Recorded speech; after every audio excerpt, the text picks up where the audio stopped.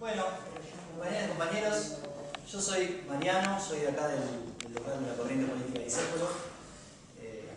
Quiero darles la bienvenida a todos los que vengan por primera vez y a los que vienen siempre, como el caso de algunos compañeros que veo, también, por supuesto.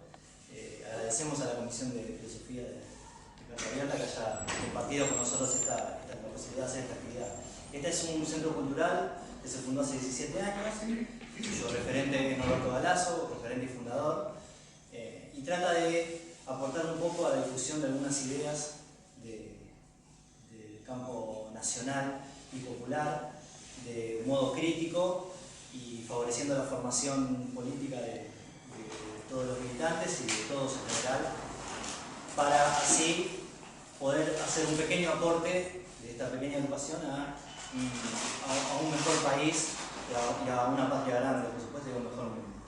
Es el pequeño aporte que hacemos nosotros con nuestra militancia desde este lugar. En ese sentido, recibir acá a los compañeros de Carta Abierta y especialmente a Miguel Monserrat también nos honra, nos parece que es una persona cuya labor es muy interesante de conocer y que ha aportado mucho y que es muy necesario tenerlo en cuenta. Nosotros, lo último que voy a decir antes de darle paso a los compañeros es: tenemos algunas pocas formas de colaborar con nosotros con esta tarea.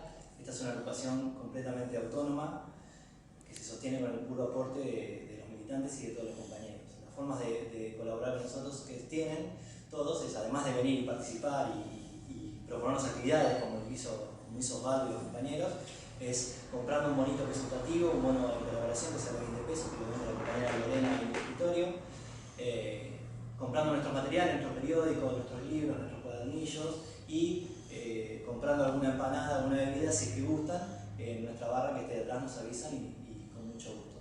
Así que bueno, bienvenidos a todos, muchas gracias compañeros de Carta Abierta, los dejo con Mariano.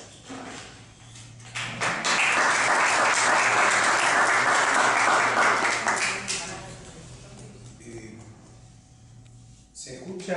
Sí. Pero sin el micrófono se escucha. No anda.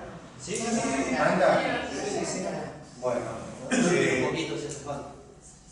antes de la presentación, es como somos la Comisión de Filosofía y en general no se sabe para qué sirve la filosofía, acostumbro a decir por qué convocamos no sé cómo llamarlo, a don Monserrat,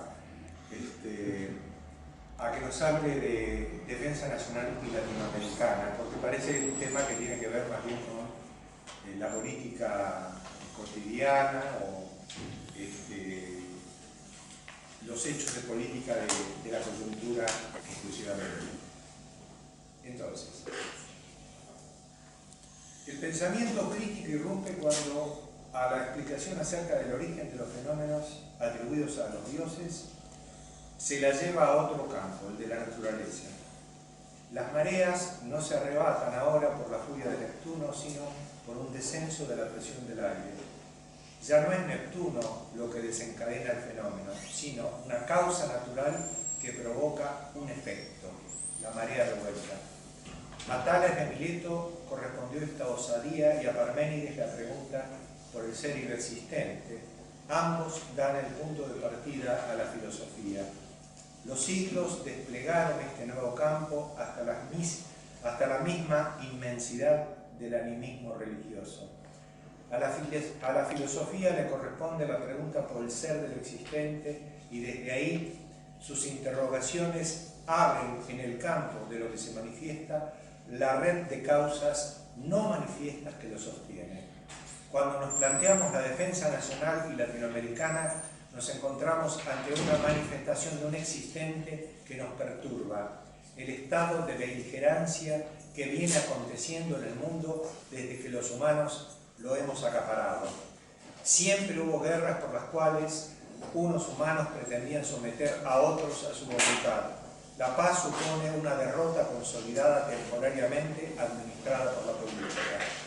Nosotros vivimos en una región de paz aparente en un mundo en guerra, donde los que mandan se defienden de los que quieren desplazarlos del mando o atacando a quienes quieren desplazarlos a ellos del mando. Esto pasa hoy en nuestro país y en los de Latinoamérica, en los que la causa de los gobiernos es la voluntad de las poblaciones relegadas. Anomalía insoportable porque el Estado es la organización para que los amos administren sus intereses por la fuerza física y mental que está naturalizado en el mismo sometido como costumbre, moral e interés. Sabemos que la guerra es el recurso del poderoso y que su realización no es por el placer de la sangre, sino por el de apropiarse lo que requiere su acumulación de poder. Sabemos también que nuestro semicontinente tiene recursos básicos para los intereses de los poderosos. Por ahora no vinieron por nosotros con sus bombas, se limitaron a las bombas mediáticas, pero no podemos asegurar que no lleguen a usarlas para sus objetivos. ¿Qué hacer ante esta situación? ¿Desplegar los modernos recursos informáticos y electrónicos para neutralizarlos? ¿Dejar a la población sin entrenamiento militar y escudarnos en nuestras fuerzas armadas? En definitiva, nos formulamos ante ello la clásica interrogación: ¿qué hacer? En base a esta interrogación es que acá nos movimos para escuchar la palabra de don Miguel Montserrat.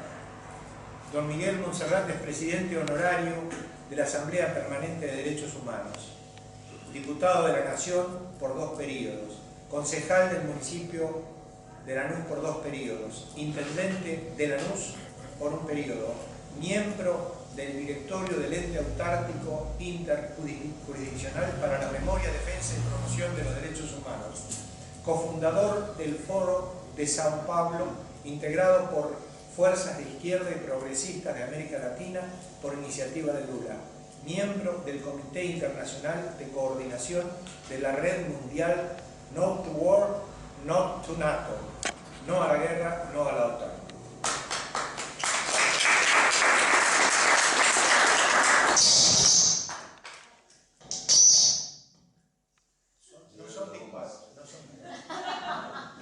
Vamos a funcionar así.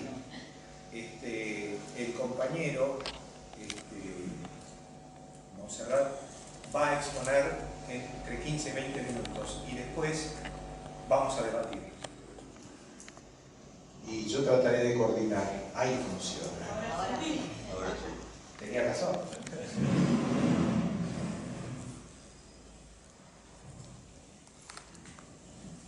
Bueno, en primer lugar, muchas gracias por la invitación a participar en esta charla. Y muchas gracias a la presencia de todos ustedes, compartiendo las mismas inquietudes y preocupaciones que me embargan en estos tiempos difíciles, conflictivos, pero apasionantes, porque nos incitan a seguir la lucha con fuerza frente a situaciones que son muy complejas, muy desigual la lucha. Cada día en el mundo es más desigual la lucha contra el imperialismo, pero no obstante cada día más necesaria por la misma razón. Entonces también quiero señalar como un hecho interesante y sugestivo cuando leí que me enteré que era la Comisión de Filosofía de Carta Abierta la que tomaba esta iniciativa de organizar una charla de esta naturaleza. Y pensé también lo mismo, que la filosofía me parecía algo un tanto lejano, una mirada muy elevada y al mismo tiempo muy profunda sobre la vida, sobre la humanidad. Y el tema propuesto parecía más relacionado con la geopolítica, con las luchas nacionales de estos tiempos, pero después comprendí que efectivamente la gravedad del problema que afronta nuestro país, América Latina y el mundo en este momento es de tal gravedad que solo tienen esa visión profunda, de largo plazo, de largo aliento, acerca de la naturaleza del problema y por lo tanto cómo hay que abordarlo, tal vez deba ser propia de los filósofos. Por eso me pareció natural que lo hicieran. Y me interesó Carta Abierta porque participé en algunas de sus actividades, no siempre, pero algunas veces. y lo consideré como un espacio de debate, de ideas interesantes, que vino como a ocupar un cierto vacío para una actividad de esa naturaleza con una interesante difusión, porque esto no lo ofrecen los medios de comunicación, ya sabemos lo que son en su mayoría, instrumentos para la dominación de intereses extraños a los problemas y a las necesidades de los pueblos. De manera que, no compartiendo quizás todos los puntos de vista, pero es un lugar importante y ha llenado un vacío dentro de la situación que vive el país. Lo que también quiero aclarar que por qué me interesó este tema y vengo trabajando en él desde hace largo tiempo, la cuestión de la militarización, las bases militares extranjeras, las situaciones absurdas que a diario se someten a distintos pueblos y que no terminan de entenderse y no terminan de cómo no se ve claramente que constituyen hechos que están falseando la realidad permanentemente, desnaturalizando la realidad en esos planes de la militarización imperial en el mundo. Y que la Asamblea Permanente por los Derechos Humanos, desde su creación, trató de enfrentar o de abordar la temática de los derechos humanos con una manera integral. Es decir, comenzó por la defensa de la vida, naturalmente. Nació en el año diciembre del año 1975, en un momento en que había una dura represión en el país, se cometían delitos de lesa humanidad, estaba implantado el terrorismo de Estado, de manera que fue una respuesta a esa realidad que se avecinaba pocos meses antes del golpe militar, cívico-militar del 76. De manera que primariamente su objetivo era esa, defender la vida y la libertad para los ciudadanos, para después de los derechos civiles y políticos abordar frente a la destrucción que se hizo de la situación de los trabajadores, de la legislación laboral en el país, el descenso del nivel de vida de nuestro pueblo, la desocupación, todos los desastres que este proceso ocasionó al país, comenzó la necesidad de abordar la lucha por la defensa de los derechos económicos y sociales y culturales de nuestro pueblo. Y de ahí siguió la lucha con una visión más amplia, incorporando no solo los derechos individuales, los derechos ciudadanos y los económicos sociales, sino también los derechos colectivos, los derechos de los pueblos, que son la defensa de la ecología, la defensa del medio ambiente, la defensa de los recursos naturales, pero fundamentalmente entendimos que era necesario abordar la defensa del derecho a la paz de los pueblos.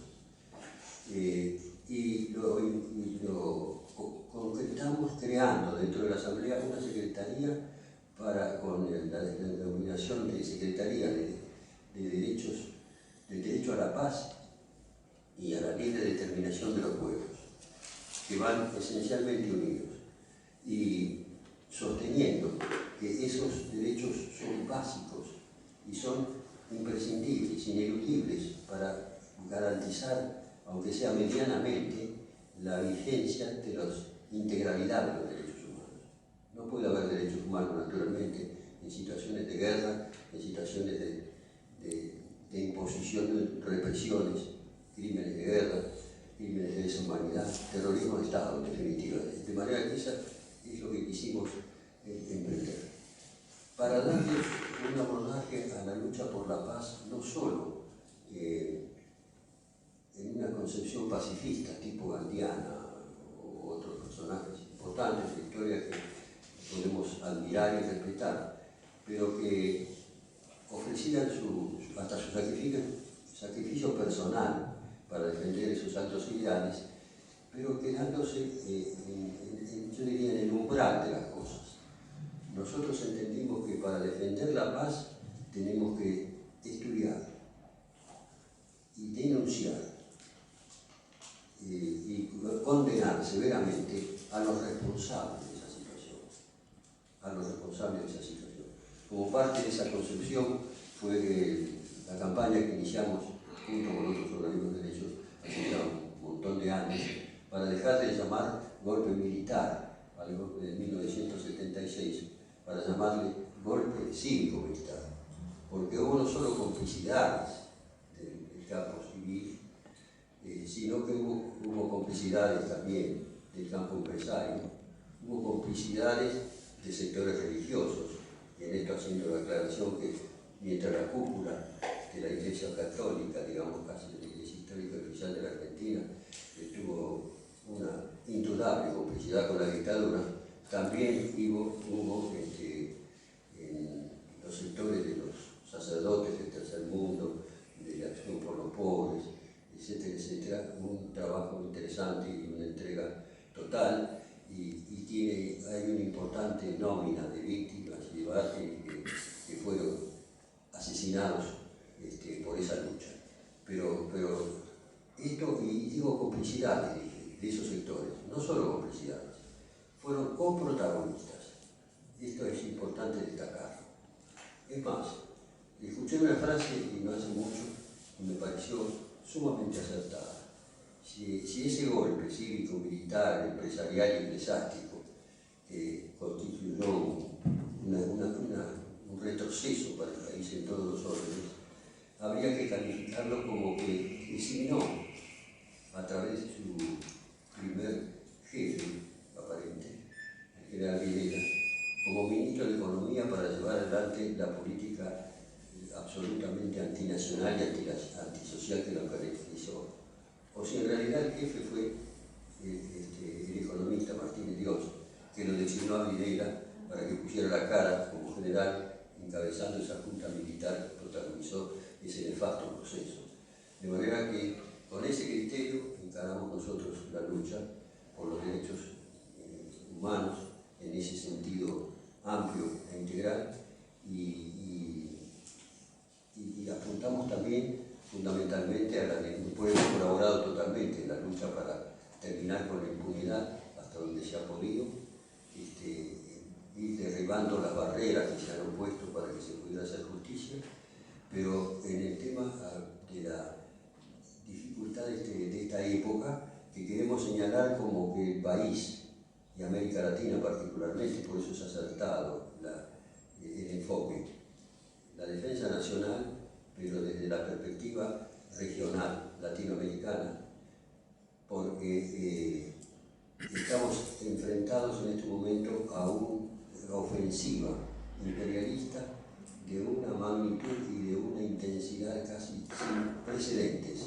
una violenta reacción del imperialismo frente a lo que ha parecido para ellos como un grave pecado o delito, que es lo ocurrido en los últimos 15-20 años en América Latina, donde se avanzó significativamente hacia el surgimiento de movimientos sociales para abordar temáticas hasta entonces de la juventud, de la mujer, de muchos otros aspectos de la vida social, cultural, política, económica y social, pero además el surgimiento de gobiernos surgidos por la voluntad de los pueblos en muchos países de América Latina que conformaron en ese momento un cuadro provisorio y lo siguen siendo. Tanto así es esto que debo confesar, que cuando se planteó esta situación a fines de los 90 y a principios del nuevo siglo, fui uno de los tantos que llevan muchos años a cuesta en decir que recibía esa nueva situación como un regalo de la vida, porque por muchos años, por muchas décadas, trabajamos y luchamos porque aparecieran estas nuevas situaciones, porque después de lo que significó el neoliberalismo, el consenso de Washington y todas las cosas que el imperialismo impuso al mundo después de la Segunda Guerra Mundial y después particularmente de unos años un poco más provisorios como fueron las primeras 3 décadas que algunos caracterizan en Europa como los 30 o los 10 años en que se acuñó lo del estado de bienestar, por lo menos, no sé si en la realidad, en la profundidad de los hechos y en la práctica, pero en la intencionalidad, por lo menos, de que el Estado fuera un instrumento también para la igualdad o para mejorar las condiciones de vida de los pueblos, y el terror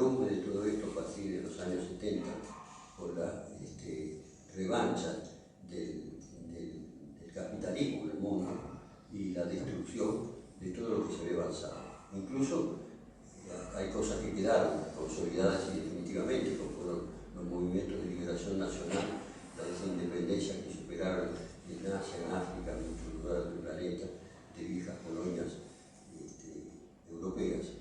Pero el retroceso es terrible. Entonces, conviene destacar que la ofensiva actual del imperialismo es para enfrentar esta reacción de los pueblos que venimos disfrutando, diría, desde hace estos 15, 20 años.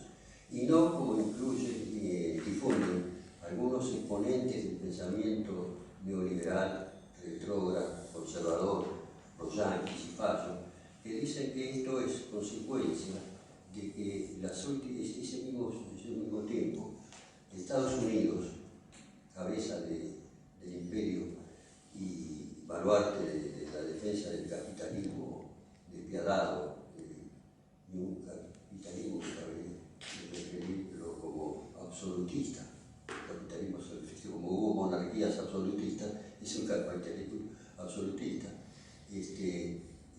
Habría preocupado por las situaciones en el centro medio y cercano oriente, por las situaciones de África y otros lugares del mundo, se habría desentendido o descuidado la América Latina. Y entonces nos habría soltado la mano, y por eso habrían aparecido estos avances sociales, populares, pero no creo yo en esa alternativa política. El imperialismo norteamericano nunca dejó de lado su pretensión, fue más allá de esto. Yo creo que hay que valorar que fue una reacción de los pueblos, un esfuerzo de los pueblos y de los movimientos sociales y políticos que han acompañado este proceso. Pero lo importante es eso, que entonces estamos en presencia de ese desborde virulento del imperialismo, que ataca de una manera despiadada y que es necesario advertir algo que me parece importante. Hay algunos periodistas estudiosos de este tema, también, y militantes, intelectuales, que hablan de una cierta decadencia, una real decadencia de Estados Unidos como nación imperial en el aspecto financiero y en otras cuestiones industriales o tecnológicas, cosa que creo que es verdad, pero lo oímos hablar desde la década del 90, como que estaba entrando en una etapa de decadencia, y eso es real. Nunca me convenció del todo, porque justamente hay una decadencia en esos múltiples aspectos, hasta diría culturales, sociales, pero ha habido un avance incesante en la creación del aparato militar más grande y extenso que conoce la humanidad, con 7 flotas controlando todos los mares del mundo, con más de 1000 bases militares instaladas en casi todos los países del mundo. En América Latina debe ser cercanas al centenar, en cosas absolutamente absurdas.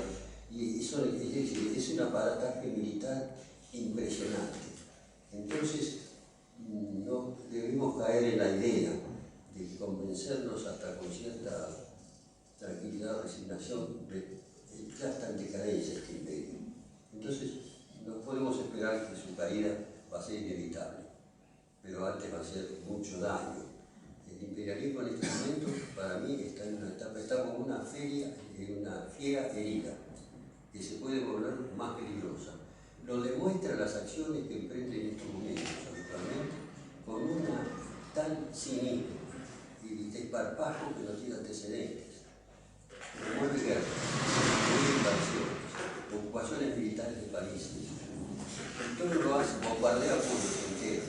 Y todo lo hace, algunas veces, bajo el marco de las Naciones Unidas, las pocas veces. La mayoría en forma unilateral, al margen de las Naciones Unidas, contraviniendo todas las normas y reglas del derecho internacional y del derecho de guerras, todo. Y lo hace con un cierto cinismo porque lo anuncia en sus programas, en sus doctrinas, en sus campañas, que existen, que las podemos observar, porque están en Internet. Los planes del Pentágono, del Comando Civil, del Departamento de Estado de Estados Unidos, que se plantean de manera descarada que están llevando adelante una planificación de la dominación de espectro completo. Esto está en los documentos del Pentágono. La dominación de espectro completo quiere decir no solo militar, quiere decir económica, social, cultural, política, con infiltración de sistemas de espionaje, de control, con una red de organizaciones no gubernamentales, las famosas ONG, mantenidas por ellos, con agencias del Estado norteamericano que manejan cifras siderales para realizar estos trabajos, prácticamente en combinación con las quintas columnas locales que desgraciadamente existen en todos nuestros países, en el mundo entero, y que se ponen de manifiesto permanentemente, disfrazados de organizaciones humanitarias o culturales o académicas, pero que apuntan al sabotaje, al espionaje y al control de nuestros países descaradamente. Descaradamente se están bombardeando los Estados Unidos, Siria e Irak, al margen de su gobierno. Irak que no tiene gobierno, o lo que tiene son títeres instalados por ellos mismos, pero Siria tiene un gobierno que defiende su autonomía, y están bombardeando sus territorios con el pretexto de liquidar el Estado Islámico que se generó ahí. Y ese Estado Islámico lo crearon ellos, no el Estado Islámico pero sí con los elementos que ellos han financiado. Hay que remontarse hasta Afganistán, y hace 20 años o más, con los talibanes que lo financiaban, lo financiaban para derrotar el gobierno que lo hicieron de Afganistán. Muchos de esos elementos luego se independizaron de la tutela norteamericana, entonces ellos lo quieren combatir. Entonces ahora tratan de combatir el Estado Islámico, pero los componentes de esa aventura descabellada, parece medieval, racista, de fanatismo religioso y muy criminal, en los fundamentos de esos movimientos están el dinero, el aporte que ellos han hecho, el aporte logístico, porque lo vienen utilizando permanentemente. Entonces, esto hay que denunciarlo. Y yo digo que en este caso de los bombardeos a Siria y Libia, y Irak, lo hicieron más desembosadamente que nunca. Por esto lo vinculo con lo que dije antes, que los recursos desesperados de la fiera herida no respetan nada y actúan con un altísimo grado de irresponsabilidad y lo cubren, sin las consecuencias. Ni siquiera hicieron intervenir la OTAN. La OTAN es el brazo armado de ellos en el mundo, para sus aventuras bélicas. Y lo manejan absolutamente ellos. Y los hacen aparecer ante la opinión pública como un organismo internacional más, que ya se ha ganado un lugar. Y no me extrañaría que haya gente que cree, gente del común, que se guía por lo que le dan por televisión, las radios, el Diario de la Nación, y Clarín, que la OTAN debe ser un organismo más internacional, como la UNESCO, no sé, o la FIFA. Entonces, una cosa así, hago una comparación un poco humorística, pero es así. Y no lo que es un pacto militar ofensivo que tiene intervenciones y ramificaciones en todo el mundo. No obstante que ellos lo usan. En el bombardeo a Irak y Siria lo han emprendido directamente las Fuerzas Aéreas de Estados Unidos. Y en segundo lugar, ni siquiera he intentado disfrazar el tema para sacar una resolución, disfrazarlo no, pero presentarlo como es un gran problema internacional humanitario, llevarlo al Consejo de Seguridad de las Naciones Unidas, porque en esta oportunidad no tenía ni siquiera el riesgo de que podría recibir el veto de China o Rusia, como lo han hecho en otras situaciones, porque estas potencias también se han pronunciado categóricamente en contra de la aventura esta del ejército islámico, política, y también tratar de doblegar finalmente al gobierno de Siria. Porque en el caso de Libia, otro país que destruyeron, lo contaron con una resolución de las Naciones Unidas que decía que dispuso un control aéreo sobre Libia para supuestamente impedir que el pueblo libio fuera bombardeado por el ejército libio, a cargo del gobierno de Gaddafi. Entonces, en la ejecución del plan, que fue, la mano de obra fue Francia y Gran Bretaña con su aviación, fue bombardear ellos y destruir prácticamente a ese pueblo, dividirlo y llevarlo a una situación de ingobernabilidad ahora porque están divididos en grupos tribales y una ocupación militar. De manera que, pero hicieron desnaturalizando la medida de las Naciones Unidas que no había sido vetada ni por Rusia ni por China, porque como no hablaba de invasión, hablaba de control aéreo, y la dejaron pasar. Y que entonces bajo ese manto, desnaturalizando todo, lo convirtieron en una masacre del pueblo libio, y después asesinaron además al líder que era Gaddafi, ¿no? De manera que esto está llegando, diciendo antes, al límite, traspasando, ¿no? Ya están en una situación donde, volviendo a nuestro tema, que es Argentina, América Latina, hace falta una reacción fuerte frente al hecho que también quiero significar algo que a veces nos confunde. Porque hay que decir, pero esto no es nada nuevo, esto tenemos 2 siglos de la misma acción. Es cierto, hay 2 siglos de dominación imperialista sobre América Latina, de intento de dominarla de una manera u otra, con chantajes, extorsiones económicas, presiones políticas, por lo que fuera, y con intervenciones militares, invasiones, promoviendo golpes de Estado, promoviendo confrontaciones y situaciones de choque militar entre países hermanos, etcétera, etcétera. Pero eso es cierto, pero de alguna manera podemos ver claramente que la ofensiva actual es mucho peor, mucho más grande, mucho mejor organizada. Al cambiar la situación por la caída de la implosión de la Unión Soviética, Estados Unidos planteó naturalmente la pretensión de convertir un mundo en un mundo unipolar. Y en ese momento pareció que podía lograr su propósito, pero se vio evidentemente perturbado y bloqueado por muchas circunstancias. Pero lo importante es que enfrentarlo y de qué manera. Esto no se puede enfrentar en el plano militar, porque la desproporción es tan enorme. Basta decir que Estados Unidos cuenta con un presupuesto militar que es aproximadamente el 50% del monto total, casi igual o más que los presupuestos militares de los restantes países del mundo.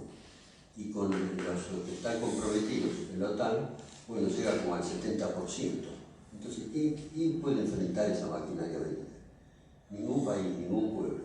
De manera que la única camino que queda para defender lo que todavía tenemos o lo que pudimos alcanzar en estos últimos tiempos es denunciar estos hechos, denunciar las causas, denunciar a los responsables, sus cómplices, sus quintas columnas, a los cipayos, a los que tratan diariamente de confundir a nuestro pueblo para promover la movilización de los pueblos del mundo.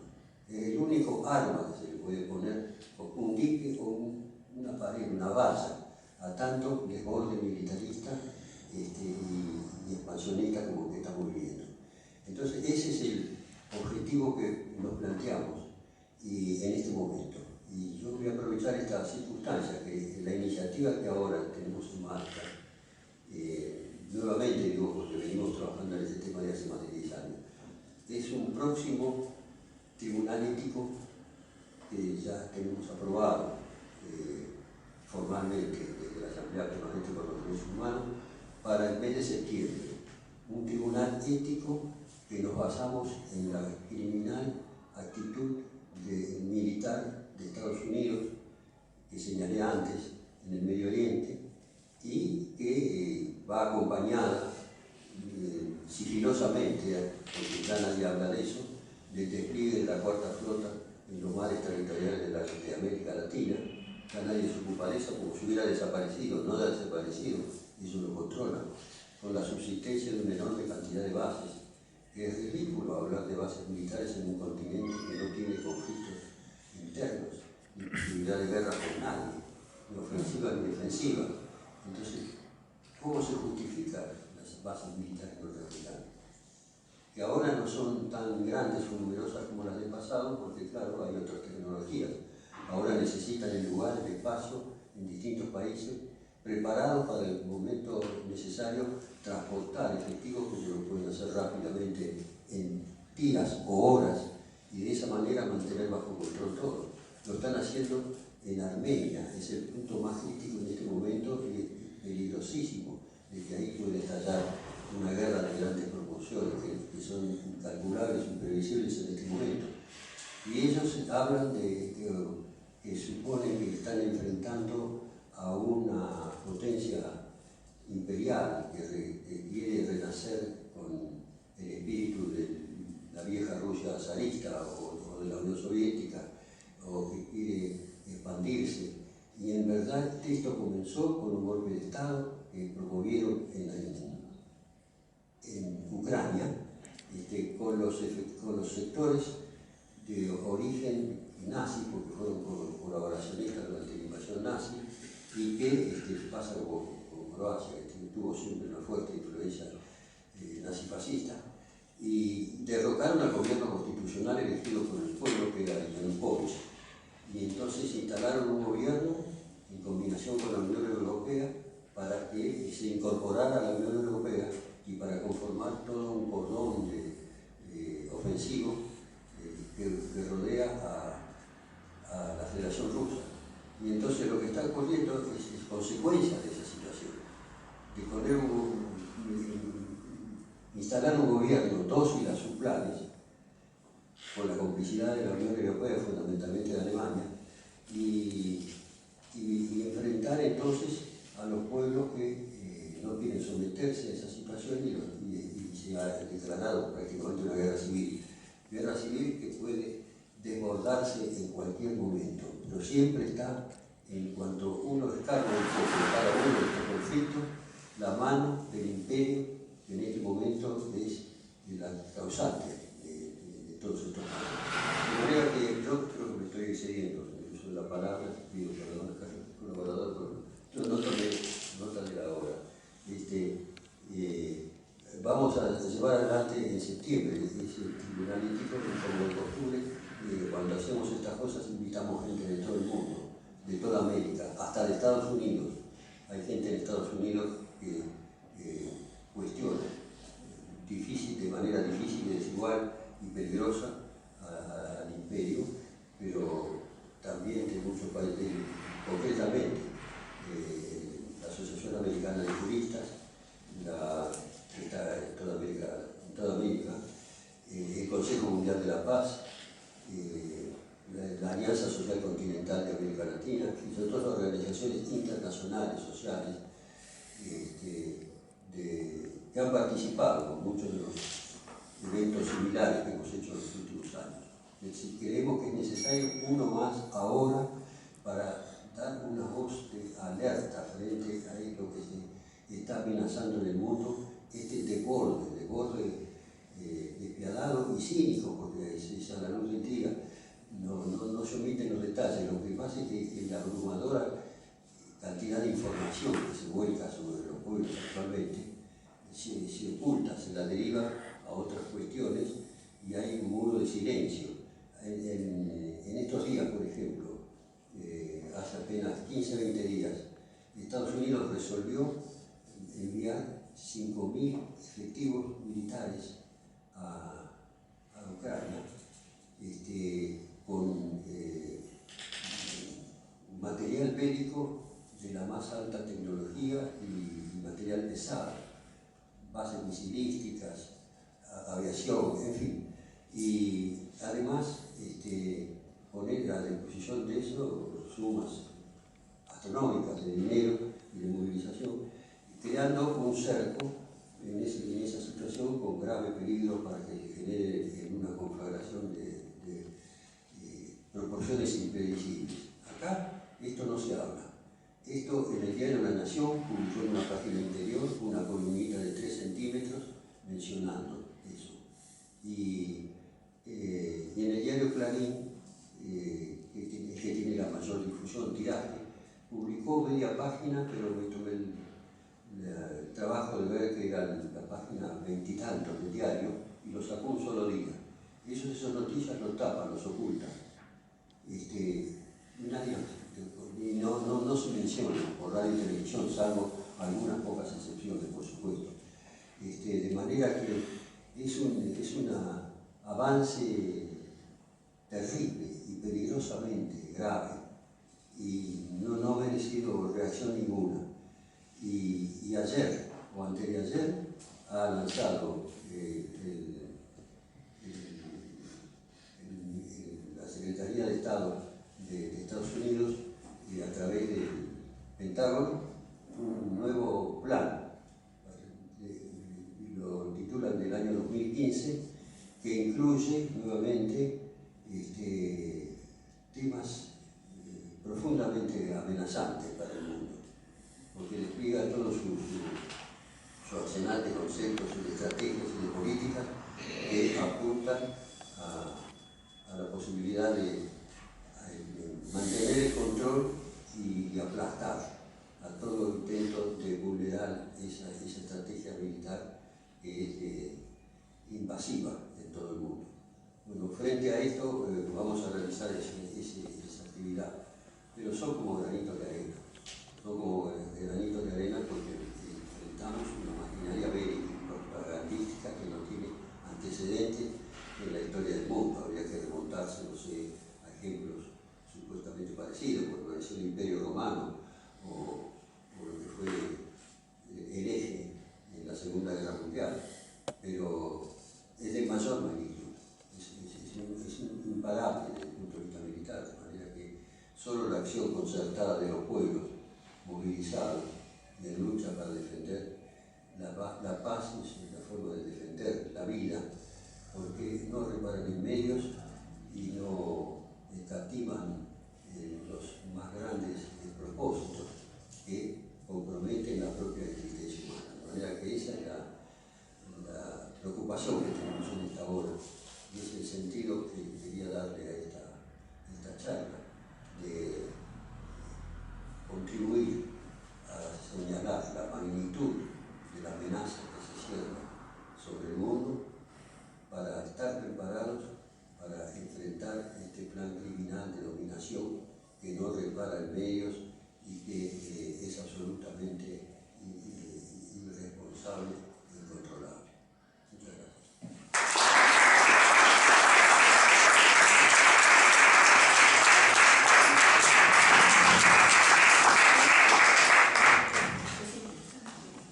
Me parece apasionante el tema que ha tratado el doctor.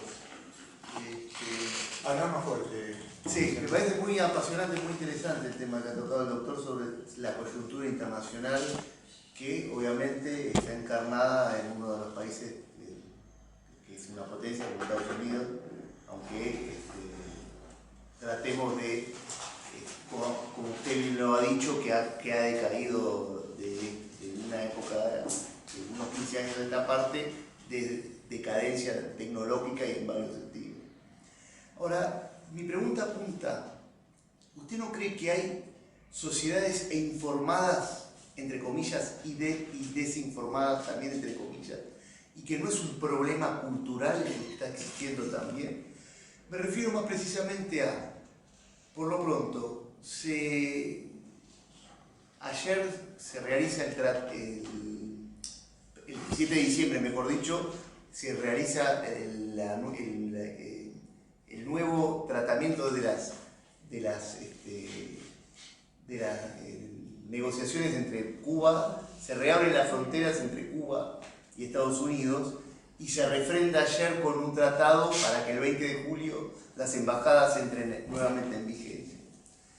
Y me parece muy importante el tratado ético que quieren imponer, porque obviamente que la operación militarística que tienen per se y que buscan profundizar es bastante importante, pero Por eso le preguntaba por las sociedades informadas y desinformadas, que tratan de cambiar esa realidad permanente que existe.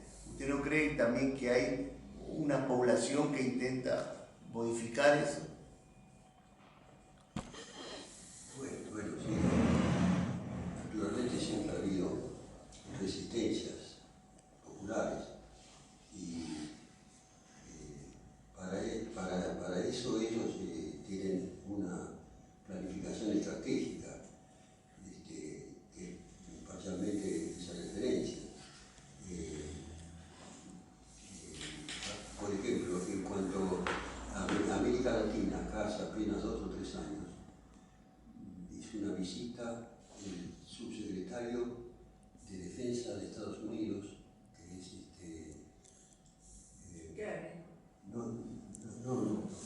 Frank, este es un apellido español.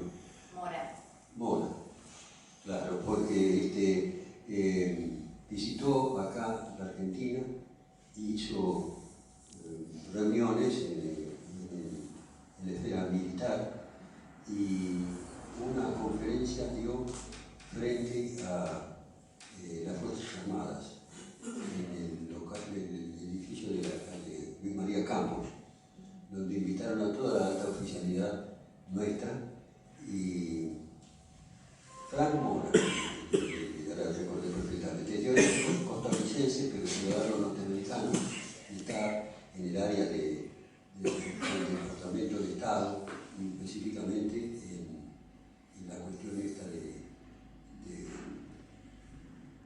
la subsecretaría que atiende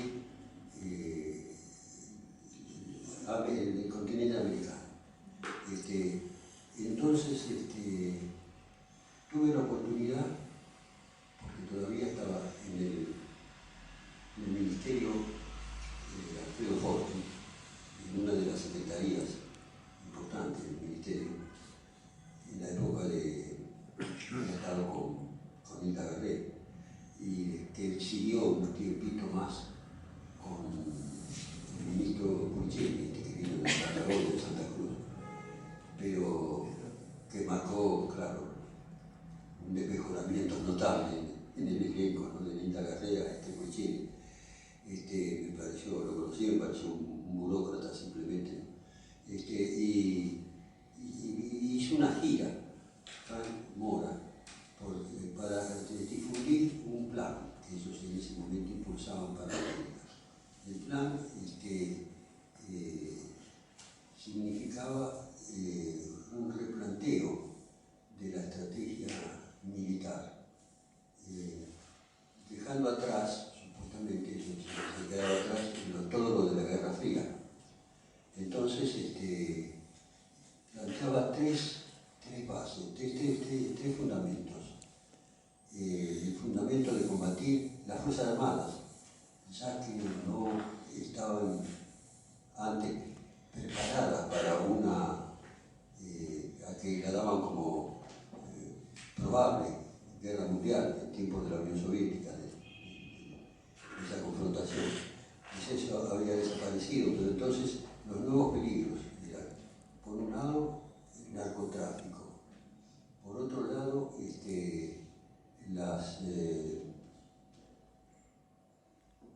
era otra cosa, todas las cosas que vinculan más bien de tipo policial, lo que demuestra que era una trampa todo eso, de convertir a las Fuerzas Armadas del continente como en gendarmes o policía para sus propios pueblos, ¿no? Pero él lo planteaba de esa manera. Y entonces, en la reunión esa que le hicieron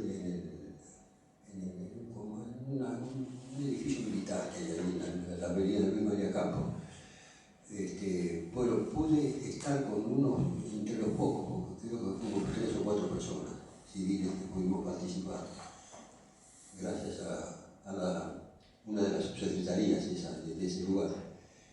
Bueno, una de ellas fue Telma Lusani, una periodista muy conocida, y que tiene una muy interesante posición política, ¿no? Y resultó sorprendente ver cómo planteaba que la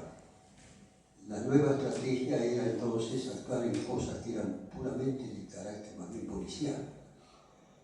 Después de que hizo su exposición, Fran Mora, que claro, como de origen latino, que es de origen costarricense, creo, habla perfectamente el español, el castellano, admitieron preguntas de los presentes. Estaban oficiales de las 3 armas.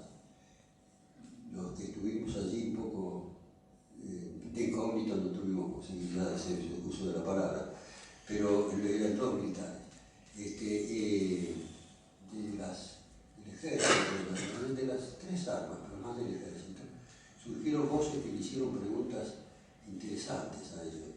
Una de ellas la recuerdo perfectamente en este momento, porque qué posición tenía Estados Unidos o había tenido, o la veían como contradictoria contra el americanismo, digamos, el panamericanismo, de la guerra de las Malvinas.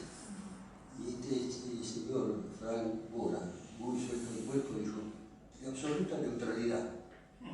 Sí, tal cual, de absoluta neutralidad.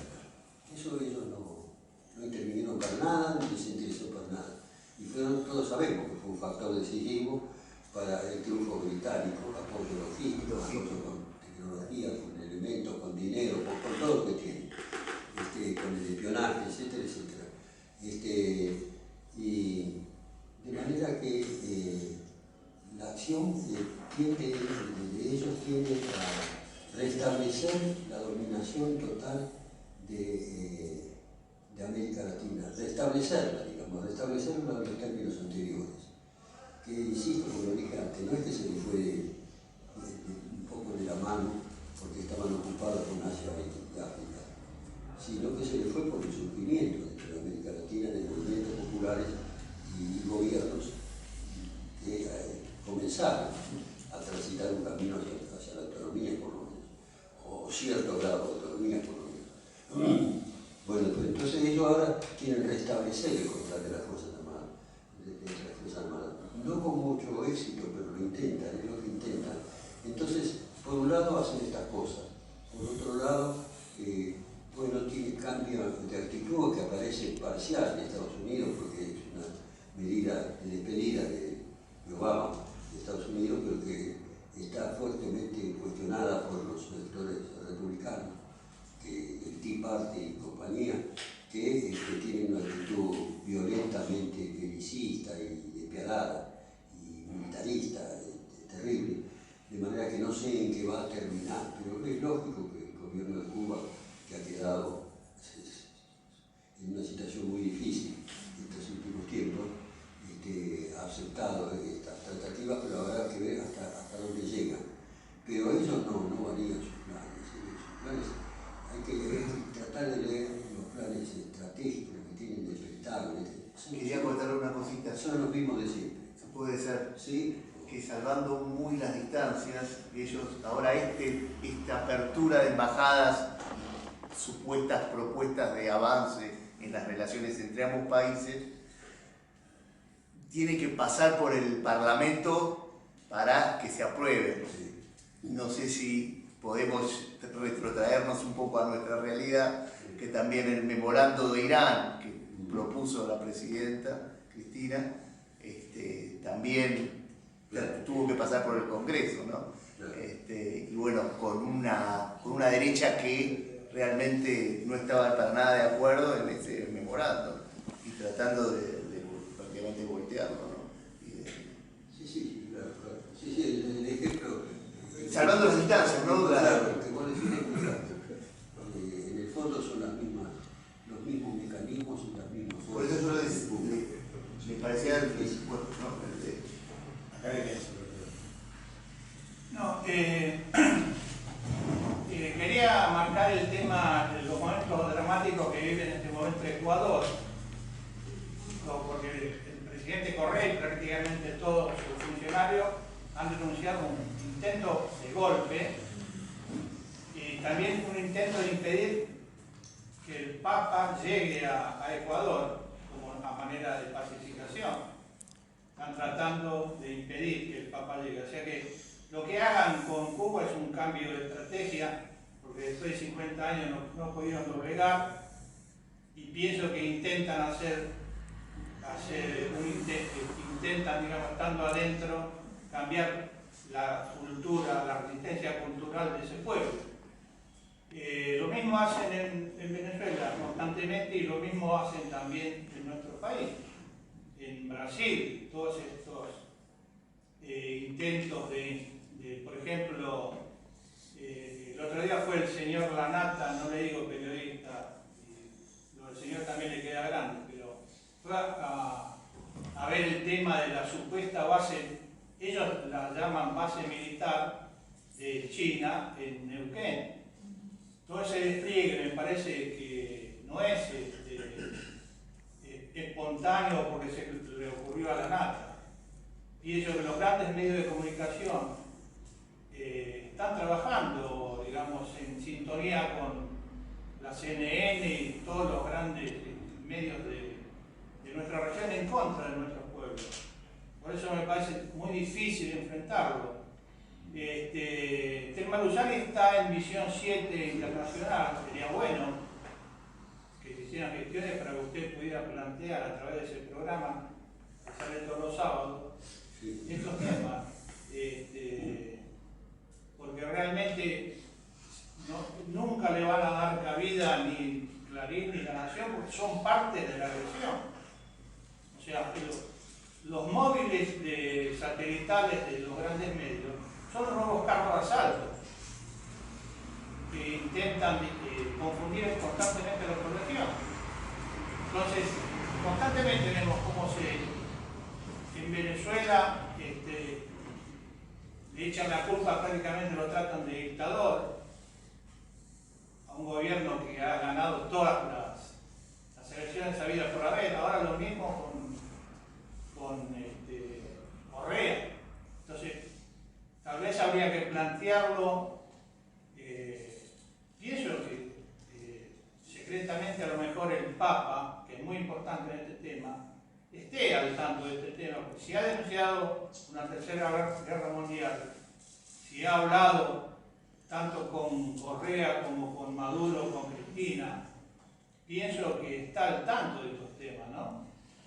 No sé, quería hacer este planteo nada más, ninguna pregunta concreta, porque me parece ridículo que se trate de instalar en la población la idea de que hay una base militar, prácticamente un enclave de los chinos en Neuquén, y no les llama la atención todo tipo de intervenciones que hace Estados Unidos, jamás de ese tipo. Si hubiera sido, creo que si hubiera sido a lo mejor una instalación norteamericana como las hay en Chile, no dicen absolutamente nada.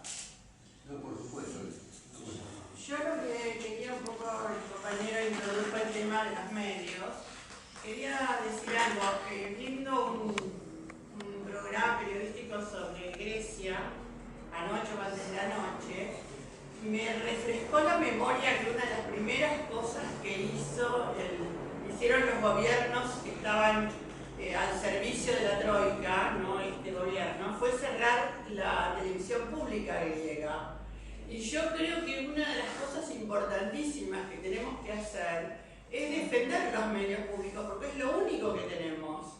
Inclusive, recuerden que cuando se intentó hacer aquel golpe policial contra el presidente Correa de Ecuador, que lo tenían secuestrado, las televisiones públicas de América del Sur transmitían en cadena, pero los de Ecuador casi clandestinamente, y se jugaron y realmente gracias a dieron una mano muy importante para saber dónde estaba Correa y para sacarla. A mí me parece que el tema de los medios es muy grave, que no podemos hacer nada contra los medios hegemónicos, pero sí podemos tratar de concientizar a la gente. Es impresionante los lavados de cerebro que hacen, sobre todo sobre las clases medias de nuestros pueblos. Y yo creo que defender los medios públicos y tratar de que la gente los vea, me parece que es algo muy importante en este momento. Eso quería decir. Sí. ¿Yo? Sí. Quiero presentarme primero porque realmente es la primera vez que estoy oficialmente acá, ¿verdad? Yo soy un coronel del ejército argentino retirado. Actualmente soy presidente de una organización que se llama CEMIDA, Centro de Militares para la Democracia Argentina, que quizá alguno conoce. Organizada desde el año 1983. Tengo 14 años de ser profesor en la Escuela de Defensa Nacional y en la Escuela Superior de Guerra del Ejército. Y estos temas de la defensa han sido un tema que hasta me ha tocado hablar personalmente, dada mi avanzada edad, con el mismo general Perón, con el cual tuve el honor de tratar y colaborar en algún momento de mi vida. ¿Eh?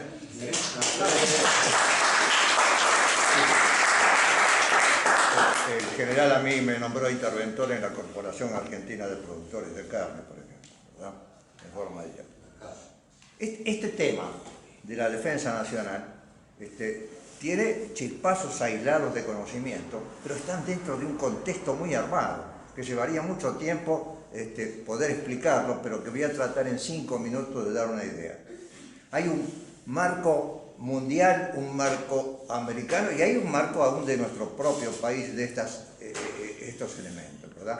Todo se inicia ya cuando termina el grave conflicto entre la Unión Soviética y Estados Unidos con el triunfo de Estados Unidos, y entonces el consenso de Washington, esa organización que quizás muchos de ustedes conocen, establece una estrategia de dominio mundial que tiene una pata política económica y una pata de defensa mundial. La pata económica y política está dada por el sistema neoliberal globalizado que se aplica indistintamente en función de las necesidades de Estados Unidos. Y el sistema de la defensa es el control de que ese sistema camine mediante la ubicación en todas las regiones del mundo de comandos de Estados Unidos. Estos comandos, tenemos el privilegio en América Latina de contar con uno que se llama Comando Sur. Ese Comando Sur, que tiene su sede central, primero la tuvo en Panamá, ahora la tiene en Miami, ¿no? Está organizado a través de este sistema que trataré de sintetizar. Por principio tiene efectivos del Ejército, la Armada y la Marina propios, como no los tenemos entre toda América Latina si nos reunimos, ubicados en bases como por ejemplo Guantánamo, como Puerto Rico, como todas las bases, que América Central es el lugar específico de las bases, ¿no? Ahí también está dentro del componente naval la famosa Cuarta Flota, que todos ustedes conocerán por sus aventuras de control, y además por la ubicación de este Comando Sur, con sede ahí, en todos nuestros países de bases militares y un sistema a través de un tratado interamericano que dio base, que fue el de asistencia recíproca, mediante el cual Estados Unidos nos daba, y nos sigue dando, desgraciadamente, material militar en consignación muy barato, de segunda mano, todo, ¿no? Eso. A cambio de tener en nuestros países misiones militares del Comando Sur, que nos asesoran, pero también nos vigilan internamente. Desgraciadamente, en la República Argentina el Comando Sur está ubicado con un representante en la Cancillería como si fuera embajador de una potencia, y hay otro embajador militar de Estados Unidos en nuestra Cancillería, que es representante de los Estados Unidos de América del Norte. ¿Se dan cuenta de esta incongruencia? Porque el tratado persiste. Y todavía no ha sido denunciado, porque no ha sido denunciado tampoco el TIAR, el Tratado Interamericano de Asistencia Recíproca, que es lo que le da vida a toda esta cuestión. ¿Y cómo se hace entonces el sistema militar? No vamos a tomar en el orden mundial porque me llevaría... No quiero trabajar con el tiempo de ustedes, ¿verdad? América Latina, para América Latina. Comando Sur, ahí en Panamá. Unidades propias militares. Además, distribución estratégica de bases militares de Estados Unidos en nuestros territorios. Por ejemplo, en Colombia hay 7 bases en este momento. 7 bases. En Ecuador estaba la famosa de Manta, una hermosa base enorme sobre la costa, ¿verdad? Que era base del Ejército, la Armada y la Fuerza Aérea, que afortunadamente Correa la hizo volar, ¿verdad? También había otra en Brasil, que también los brasileños la hicieron volar. Pero a medida que se cierran en algún lado, se abren en otra. Se han abierto 7 bases más en Perú, 5 bases más en Chile. Acá intentaron venir con el porque usan cualquier cosa. Nosotros hicimos un artículo como organización, el CEMIDA, que denunciaba todas estas cuestiones cuando quisieron armar una base en el Chaco, porque eso es lo que necesitan. Se llamó el Comando Sur en el Chaco, eso lo hizo el CEMIDA, ¿verdad? Y afortunadamente fue, al denunciarlo, consistía en ellos necesitan, para que la base funcione cuando no puedan operar abiertamente, como en el caso de Colombia, que tenga una gran pista de aterrizaje, porque en minutos vienen los aviones, descargan las tropas y empiezan a operar. Entonces, el aeropuerto internacional del Chaco era como una frutilla, porque ellos desde ahí controlan triple frontera. ¿Por qué triple frontera? Porque ahí está el lugar de carga más importante que tiene el acuífero guaraní. Ustedes saben, estoy dando información así atropelladamente, porque me llevaría horas y horas explicar todo esto, ¿verdad? Entonces dijeron, no, es un centro para la atención y enseñarle a combatir la peste y a la pobre gente, ¿no? Mentira más grande que una cabeza, pero estaba la pista de aterrizaje. Usaron y le dieron un subsidio al gobernador del Chaco de 30 millones de dólares para hacer un gran edificio donde iba a funcionar esa organización en el aeropuerto, y lo hicieron. Nosotros lo denunciamos. Se armó un despelote, perdón con la palabra, pero bien criollo, cuando hicimos la denuncia, ¿verdad? Y eso, para colmo, simultáneamente llegó el famoso avión de Estados Unidos, ¿se acuerdan? Con la carga que iba a poner los elementos militares de espionaje y todo lo demás en esa famosa base. Enterado que fue el gobierno, fue cuando el canciller fue y se sentó arriba del baúl, y acá no se habla. ¿Se da cuenta cómo era la cosa? Todo ese despelote que se armó, despelote es una hermosa palabra castellana, ¿verdad? No pida disculpas, hombre, use las palabras que No, uso la palabra porque además estoy apurado y no quiero ser fino, quiero ser grueso, ¿verdad? Y todo eso se frustró. Si ustedes tienen alguna duda, vayan al Chaco, vayan a Resistencia y vean en el aeropuerto una hermosa edificación que actualmente está al servicio del gobierno del Chaco, pero no está al servicio de la estrategia de Estados Unidos, ¿no? Pero en este momento, como les digo, se cierra una base acá, pero se abren, en Chile hay 3 bases más. Paraguay. Paraguay también hay. Y arriba. Paraguay. Paraguay.